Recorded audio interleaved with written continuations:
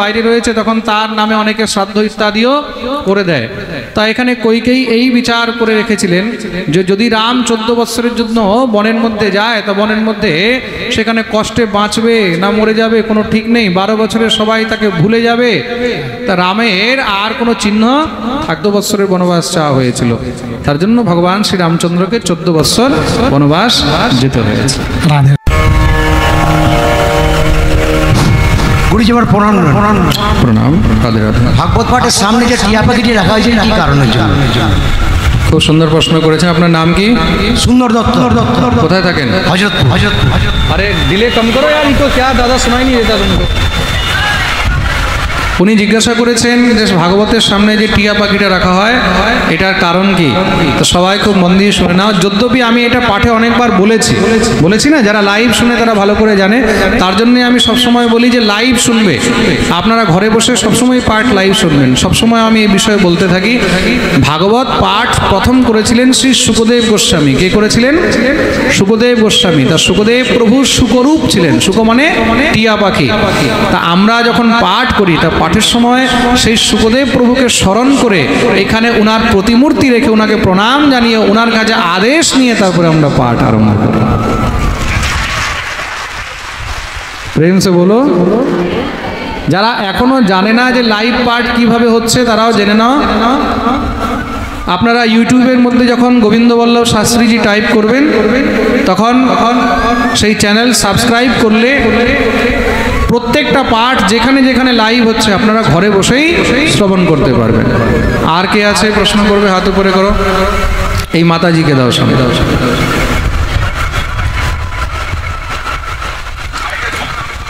প্রণাম গুরুজি। প্রণাম। রাধারানীর কোমরে একটা হাত রয়েছেন, ওই হাতটা কার? কোথায়? ওই যে ওই হাতটা গোবিন্দের হাত। গোবিন্দের তিনটে, ওই যে বাঁশি ধরে রয়েছে দুটো, আর একটা কোমরে রয়েছে। ওইটা ভালোবাসা, আরেকটা বেরিয়ে গেছে।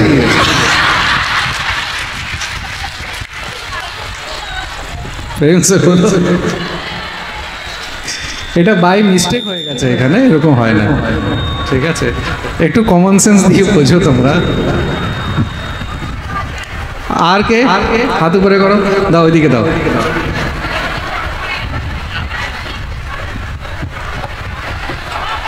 মহারাজজি, আপনার চরণে শতকোটি প্রণাম জানাচ্ছি। প্রণাম। হরে কৃষ্ণ। হরে কৃষ্ণ।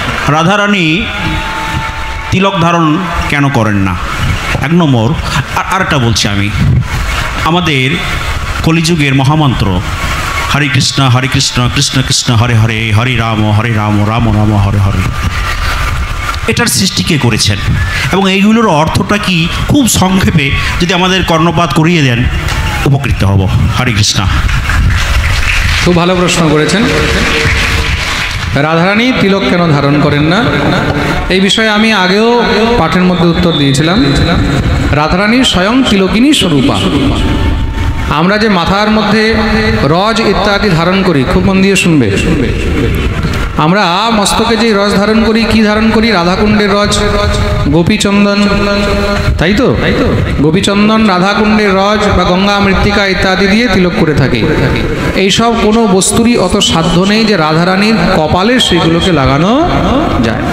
শ্রী রাধারানীর মস্তকের মধ্যে শুধু একমাত্র একটি জিনিস রয়েছে, সেটা হলো শুধু গোবিন্দের নাম, শুধু কৃষ্ণ। তিনি কৃষ্ণময় হয়ে রয়েছেন, তার জন্য তার ললাটে কোনো তিলক থাকে না। প্রেম সে বলুন। দ্বিতীয় হলো হরে কৃষ্ণ, এই যে মহামন্ত্র, এই মহামন্ত্র শাস্ত্রের মধ্যে বর্ণিত রয়েছে। কোথায়? ব্রহ্মাণ্ড পুরাণে রয়েছে। কোন পুরাণে রয়েছে? ব্রহ্মাণ্ড পুরাণে। ভালো করে জেনে নাও, দুটি শাস্ত্রের মধ্যে 2 রকম রয়েছে এই মন্ত্র। কলি সন্তরণ উপনিষদে রয়েছে হরে রাম রাম রাম হরে হরে, হরে কৃষ্ণ কৃষ্ণ কৃষ্ণ হরে হরে।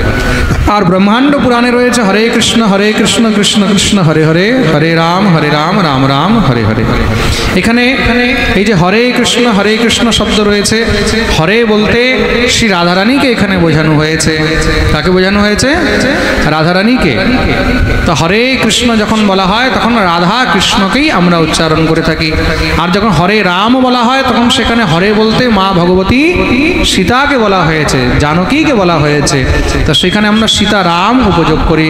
এই প্রকার হরে কৃষ্ণ মন্ত্রের শাব্দিক অর্থ বলা হয়েছে। প্রেম সে বলো। হ্যাঁ, আর কেউ? দাও দাও দাও, এদিকে মাতাজি আছে নাকি? দাও, বয়স্ক করে।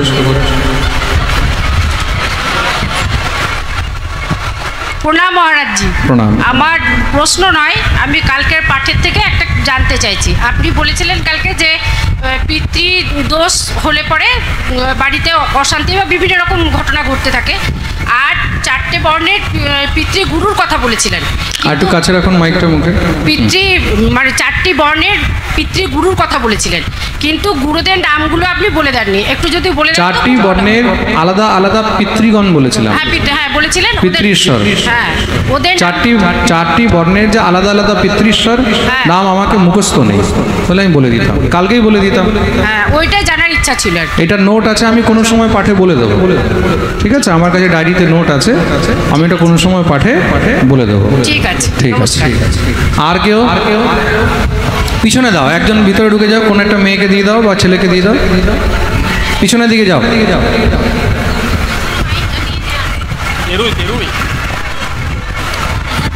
আরে পাস করে দাও না মাইকটা। যাও ফটাফট পাস করো। হাত তুলো, কে পিছনে কে প্রশ্ন করছে? দাও, ওই যে দাঁড়িয়েছেন ওনাকে দাও।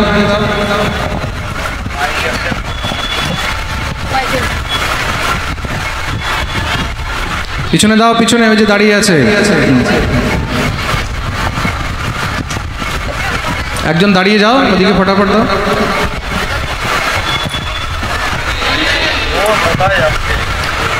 হরে কৃষ্ণ। হরে কৃষ্ণ। আপনাকে নমস্কার জানাচ্ছি। নমস্কার। আমি জানতে চাইছি, রাধাকৃষ্ণের বিভিন্ন ধরনের ছবি আমরা দেখতে পাই ফটোতে, তো কোনটা রাধাকৃষ্ণের যুগল মূর্তি, ওইটা আমরা জানতে চাইছি। কোন ফটোটা? কোন ফটোটা? যুগল মূর্তি, রাধাকৃষ্ণের যুগল মূর্তি। যুগল মূর্তি কোন ফটোটা? হ্যাঁ, সেইটাই জানতে চাইছি। আপনি এমন কি কি ফটো দেখে নিয়েছেন? রাধাকৃষ্ণ এক জায়গায়, রাধা এক জায়গায়, কৃষ্ণ এক জায়গায় আছে। এটা দেখতে পাচ্ছেন? হ্যাঁ হ্যাঁ হ্যাঁ, এটাই হলো যুগল। যেখানে গোবিন্দ রাধারানীর পাশে আছেন সেটাই হলো যুগল। ঠিক আছে, দুজন পাশাপাশি থাকা মানে যুগল। ঠিক আছে, প্রেম সে বলো। ওই বাচ্চাটাকে দাও, পিছনে বাচ্চাটা দাঁড়িয়ে আছেন। রাধে রাধে, প্রণাম মহারাজ। রাধে রাধে বেটা। আমার প্রশ্ন হচ্ছে, ভগবান কেন মাটি খেয়েছিলেন? সবাই একবার জোরদার তালি। কত সাহস করে বাচ্চাটা প্রশ্ন করেছে। কৃষ্ণ মৃদুম ভক্ষতবান ইতিমাত্রে নিবেদয়ন। আমি সেদিন পাঠে, কালকেই তো আমরা মৃদুভক্ষণ লীলা বলেছিলাম। ভগবান মাটি কেন খেয়েছিলেন খুব মন দিয়ে শুনবে। ভগবান কোন মাটি খেয়েছেন? ব্রজের মাটি। কোথাকার মাটি? ব্রজের, বৃন্দাবনের মাটি। তা ব্রজের মাটি সাধারণ নয়। এই মাটি কি বলে, ইয়দ রজম মাঞ্ছিতম ব্রহ্মা ইন্দ্রাদি দেবাসুরা তদ রজে ক্রীড়তি কৃষ্ণ বন্দে তম ব্রজ রেণুকা। এই যে ব্রজের রেণু, এটা রেণু নয়, মাটি নয়, এটা রত্ন। এই রত্নের মধ্যে গড়াগড়ি দেওয়ার জন্য, এখানে জন্ম নেওয়ার জন্য, এই ধুলো পাওয়ার জন্য ব্রহ্মা থেকে নিয়ে ইন্দ্র থেকে নিয়ে শঙ্কর পর্যন্ত সব তপস্যা করে লালায়িত হয়ে থাকে। তার জন্য ভগবান দেখালেন যে এই মাটি এতটা ধন্য, এই মাটি এতটা শ্রেষ্ঠ যে এই মাটিকে আমি ভক্ষণ করি, এই মাটিকে আমি খেয়ে থাকি। এই ধুলা তো ধুলা নয়, গোপীপদ রেণু, যেই ধুলা খেয়েছিল নন্দের বেটা কানু। প্রেম সে বলো। খুব সুন্দর। রাধে রাধে। ওইদিকে দাও, পিছনে। রাধে রাধে বাবা, প্রণাম নেবেন। রাধে রাধে। আমার প্রশ্ন যে আমি কুলগুরু দীক্ষা তো নিয়েছি, এরপরে আমি যদি বৈষ্ণব মন্ত্রে দীক্ষা নিতে চাই, সেটা কি নেওয়া যায়? নেওয়া যায়, কিন্তু যদি আপনার কুলগুরু বৈষ্ণব হয়। না, উনি বৈষ্ণব মন্ত্রে দেননি। তাহলে নেওয়া যাবে। যদি কুলগুরু বৈষ্ণব মন্ত্রে নয়, যদি তিনি স্বয়ং বৈষ্ণব নয়, তবেই কিন্তু বৈষ্ণব গুরুর কাছে দীক্ষা নেওয়া যাবে। কিন্তু কদাচিৎ যদি কুলগুরু বৈষ্ণব হন, তখন তাকে ত্যাগ করে অন্য জায়গায় অন্য বৈষ্ণবের কাছে দীক্ষা নেওয়া যাবে না। ঠিক আছে, বৈষ্ণব নন। ঠিক আছে, বাস বুঝে গেছে। বুঝে গেছো তো? ঠিক আছে। প্রণাম মহারাজজি। প্রণাম প্রণাম। বলছি ভাগবত যে পুজো হয় তুলসী চন্দন দিয়ে না আরও অন্য কিছু দিয়ে? ভাগবতকে তুলসী, চন্দন, ফুল সব কিছু দিয়ে পুজো করা যায়। ঠিক আছে, বস্ত্র অলঙ্কার লেখা রয়েছে, বস্ত্র অলঙ্করণে ধূপের, ধূপ, দীপ, বস্ত্র, অলঙ্কার, তুলসী, চন্দন, ফুল ইত্যাদি সব কিছু দিয়ে ভাগবতকে পুজো করা যায়। ঠিক আছে, সামনে যে মাতাজি আছে নাকে দাও, একবার প্রেম সে বলো।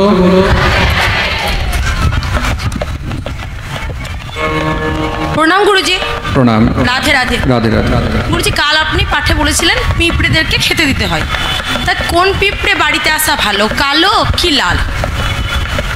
আর যদি যদি খেতে দেওয়া হয় সেক্ষেত্রে যেটা খারাপ, তাহলে খারাপ হলে আমরা কি করতে পারি? নাম কি আপনার? তনুশ্রী দাশগুপ্ত। কোথায় থাকেন? খয়রাসোলেই থাকি। আরও দুটো কোশ্চেন আছে।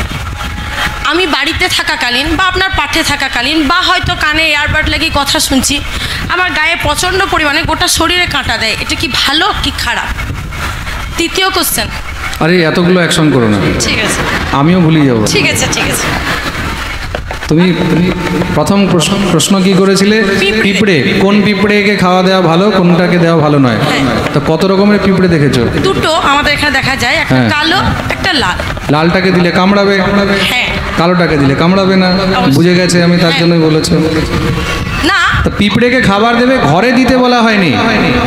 পিঁপড়েকে খাবার দেবে বাইরে, নিজের ঘরের মধ্যে ডেকে আনবে, খাল কেটে কুমির আনবে না গুরুজি, আমাদের এখানে অনেককেই আমি দেখিয়েছি, বা হয়তো কেউ আপনার মতো আছে যে বলেছে যে পিঁপড়েদেরকে বাড়িতে খেতে দেওয়া ভালো, তো খেতে দিয়েছি। এবার লাল পিঁপড়ে প্রচণ্ড পরিমাণে আসে, অবস্থা খারাপ করে দিয়েছে। হ্যাঁ। না না না না না, সবাই যেটা বলেছে সেটা হচ্ছে যে দারিদ্রতা নেমে আসে, তো আমি সেটা জানতে চাইছি। ঘরের মধ্যে কখনো পিঁপড়েকে খাবার দিতে নেই। ধন্যবাদ। ঠিক আছে, পিঁপড়েকে আমি যে কালকে বলেছি, পিঁপড়েকে, কাককে, কুকুরকে, এগুলো সব ঘরের বাইরে, সব ঘরের বাইরে, কোনো গাছের তলায়, কোনো অন্য জায়গায় সেখানে খাবার দেওয়া উচিত। দ্বিতীয়ত নম্বর, পাঠ শ্রবণ করলে যে শরীরে কাঁটা দিয়ে ওঠে, তা এরকম সুতজি মহারাজ যখন পাঠ করতেন তখন শুধু তারই নয়, যারা পাঠ শুনতো সবার শরীরে একদম কাঁটা দিয়ে উঠতো, তারও রোম হর্ষিত হয়ে যেত।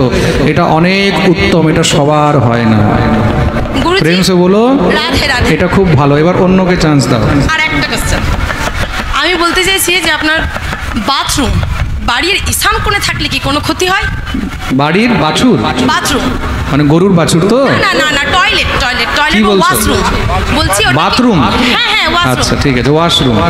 ওয়াশরুম ঈশান কোণে থাকা উচিত নয়, সেই ঘরকে একদম পুরো বরবাদ করে দেয়। ধরুন সেই বাড়িতে আর কোনো জায়গা নেই, কোনো পজিশন নেই, তখন তার কি করা উচিত? চেঞ্জ করতে হবে, করতেই হবে। বাস্তুর মধ্যে ওটাকে চেঞ্জ করতেই হবে। ঠিক আছে, প্রেম সে বলো। রাধে রাধে। দাও কিছু দাও। এইদিকে আর কেউ প্রশ্ন? আচ্ছা দাঁড়া দাঁড়া, এদিকে পাঠাচ্ছি। এদিকে দাও মাইক, ওনার পরে এদিকে পাঠাবে। বসে যাও তোমরা, বসে। Hello hello hello. গুরুজি, আপনার রাধে রাধে বলো। রাধে রাধে। আপনার চরণে কোটি কোটি প্রণাম। আমি বলতে চাইছি, আমার প্রশ্ন যে ভিখারিকে ভিক্ষা দিতে নাই উপোস করলে, উপোস করে থাকলে বলে যে ভিখারিকে ভিক্ষা বা অন্ন দান করতে নাই। কিন্তু আমি পরশু দিন একাদশী করেছিলাম, 12টা 15-20 সময় একজন ভিখারি আমাকে বললে 4টি ভাত হবে। তো আমি কিন্তু ভাত দিলাম তাকে, আমার রান্না শেষ করে হয় নাই, আমার যা হয়েছিল তাই দিয়ে আমি তাকে ভাত দিয়েছি। তো সেটা কি মানে ভালো না খারাপ সেটা আমি জানতে চাই। ওটা ভালো নয়, একাদশীর দিন কাউকে অন্নদান করতে নেই। কিন্তু তাহলে সে যে বাটি নিয়ে এসেছে 4টি ভাত দাও বলে, তাহলে আমি কি করব সেই সময়? ভাতের জায়গায় সামাচাল রেঁধে দিতে, ভাতের জায়গায় তাকে ফল দিতে, বলে আমি ব্রতী তুমিও ব্রত করো, আমি যেমন তুমিও তেমন। ঠিক আছে, বাস। আমার জানা নাই, ওই জন্যই আমি জিজ্ঞেস করলাম। ঠিক আছে, রাধে রাধে। প্রেম সে বলো। রাধে রাধে। এদিকে দাও, সামনের দিকে, সামনের দিকে দাও, সামনের দিকে, সামনের দিকে মাইক পাঠাও। নমস্কার গুরুজি। নমস্কার নমস্কার। আমার একটা প্রশ্ন আছে যে অনেকে মানে আমাদের গ্রামে আশ্রমে গীতা পাঠ হয়, তো সেখানে বলা হয়েছে যে একাদশীর দিন তুলসী গাছে জল দেবে না, তুলসী বৃন্দাবতী একাদশী করে, তো এটা কি সত্য কথা বা এটা কি ঠিক না ভুল? দেখো, এই বিষয়ে আমিও অনেক জায়গায় শুনেছি, অনেক মহাপুরুষদের কাছে শুনেছি, কিন্তু এই বিষয়ে আমি কোনো গ্রন্থে প্রমাণে কিছু পাইনি, তার জন্য এই বিষয়ে অনেক সংশয় রয়েছে। কিন্তু আমি অনেক গুরুজনদের কাছে এটা শুনেছি যে বৃন্দাদেবী একাদশীর দিন তিনি ব্রত করে থাকেন, তিনি পরম বৈষ্ণবী, তা সেই সূত্রে একাদশীর দিন জল না দেওয়াটাই ভালো। ঠিক আছে, প্রেম সে বলো রাধে রাধে। সামনের দিকে দাও, পিছনে আর দেবে না, সামনের দিকে দাও, এদিকে একদম সামনের দিকে, পিছনে দেবে না, সামনের দিকে দাও, এদিকে অনেক ভক্তরা রয়েছে। ফটাফট ফটাফট তাড়াতাড়ি একদম পাস করো।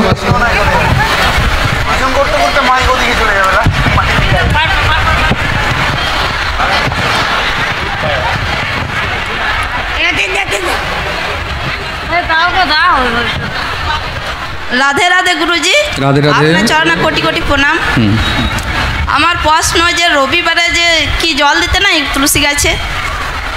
আরে রবিবারে খুব করে জল দাও, কোনো চিন্তা নেই, শুকিয়ে যাবে বেচারিকে। তোমরা একাদশী তো দেবে না, রবিবারেও দেবে না, তাহলে কি হবে?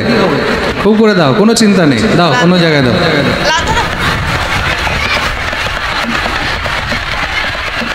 রাধে রাধে মহারাজ। রাধে রাধে। আমি অচিন্ত ঘোষ বাজারি। মুখের কাছে রাখো। অচিন্ত ঘোষ বাজারি থেকে বলছি। আচ্ছা, বলছি রামচন্দ্র 14 বছর কেন বনবাসে গেলেন? উনি প্রশ্ন করেছেন রামচন্দ্র 14 বৎসর কেন বনবাস গেছেন। খুব মন দিয়ে শুনবে। মা ভগবতী কৈকেয়ী শ্রী রামচন্দ্রের জন্য 14 বৎসরের বনবাস চেয়েছিলেন। কত বছরের বনবাস চেয়েছিলেন? 14 বছর। 14 বৎসর। 12 বৎসরে একটি যুগ বলা হয়। কেউ যদি 12 বৎসর গৃহ থেকে বাইরে থাকে তখন তাকে অনেক জায়গায় মৃত বলেও মনে করা হয়। অনেক ব্যক্তি খোঁজ পাওয়া যাচ্ছে না, তা 12 বৎসর যদি ঘর থেকে বাইরে রয়েছে তখন তার নামে অনেকে শ্রাদ্ধ ইত্যাদিও করে দেয়। তা এখানে কৈকেয়ী এই বিচার করে রেখেছিলেন যে যদি রাম 14 বৎসরের জন্য বনের মধ্যে যায় তো বনের মধ্যে সেখানে কষ্টে বাঁচবে না মরে যাবে কোনো ঠিক নেই। 12 বছরের সবাই তাকে ভুলে যাবে, তা রামের আর কোনো চিহ্ন থাকবে না। এই বিচার করে তখন 14 বৎসরের বনবাস চাওয়া হয়েছিল। তার জন্য ভগবান শ্রী রামচন্দ্রকে 14 বৎসর বনবাস যেতে হয়েছে। রাধে রাধে। রাধে রাধে। রাধে রাধে বাবা। রাধে রাধে। যে আমাদের গৌরাঙ্গ মহাপ্রভু আমাদের কোন মহামন্ত্র দিয়ে গিয়েছে? হরে কৃষ্ণ কৃষ্ণ কৃষ্ণ হরে হরে, হরে রাম রাম রাম হরে হরে, না হরে কৃষ্ণ কৃষ্ণ কৃষ্ণ হরে হরে, হরে রাম রাম রাম হরে হরে। আপনার নাম কি? আমার সন্তোষ দাস। কোথায় থাকেন? শাহপুর। সবাই মন দিয়ে শুনবে। উনি প্রশ্ন করলেন মহাপ্রভু কোন মন্ত্র দিয়ে গেছেন। মহাপ্রভু যে মন্ত্র দিয়ে গেছেন হরিনাম মহামন্ত্র, 16 নাম 32 অক্ষর।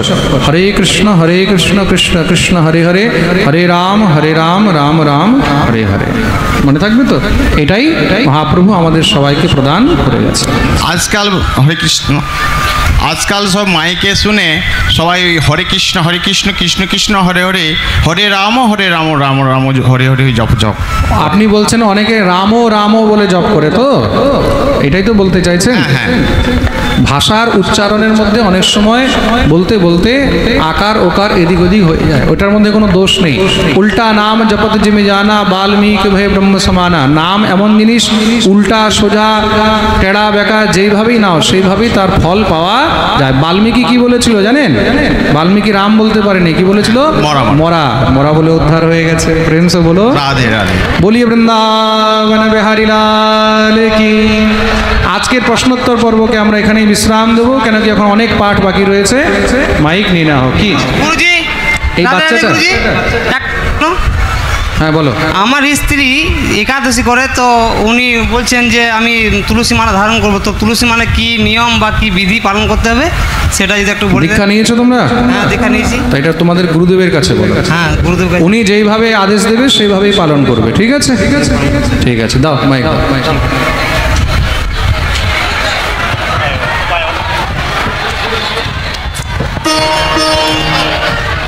দাও দাও তাড়াতাড়ি মাইক নাও। এই ছোট বাচ্চাটাকে দাও, অনেকক্ষণ ধরে দাঁড়িয়ে আছে। বাকি সব বসে যাও, যারা যারা দাঁড়িয়ে আছে সব বসে যাও, কেন কি এখন অনেকটা টাইম দিয়ে দিয়েছি আমি। রাধে রাধে। রাধে রাধে বেটা। গুরু, আমি একটা প্রশ্ন করতে চাই। কৃষ্ণ কেন মাখন চুরি করেছিল? তোমার নাম কি? বৈশাখী দাস। কোথায় থাকো? খায় আচ্ছা, বাহ, দেখো কত সাহস করে প্রশ্ন করেছে, কৃষ্ণ কেন মাখন চুরি করেছিলেন। মাখন গোবিন্দের অত্যন্ত প্রিয়। আর কেন প্রিয়? কেন কি মাখন হলো নির্মল, মাখন হলো নির্মল, তার মধ্যে কোনো মলিনতা নেই, তাই তো? মাখন হলো একদম শুদ্ধ, একদম নির্মল। তার যেই বস্তু নির্মল হয় সেটা ভগবানের অত্যন্ত প্রিয় হয়। আর যেই বস্তুর মধ্যে মলিনতা থাকে, যেখানে ময়লা থাকে, সেটা ভগবানের প্রিয় নয়। মাখন হলো উজ্জ্বল বস্তু, নির্মল বস্তু। ভগবান বলছেন নির্মল মনজন সোমোহি পাওয়া, মোহি কপট ছলে ছদ্র না ভাবা। বুঝতে পেরেছো বেটা? ভগবান বলছেন আমাকে নির্মল বস্তু অনেক প্রিয়, তো মাখন হলো নির্মল, তার জন্য ভগবানকে মাখন অত্যন্ত প্রিয়। প্রেম সে বলো।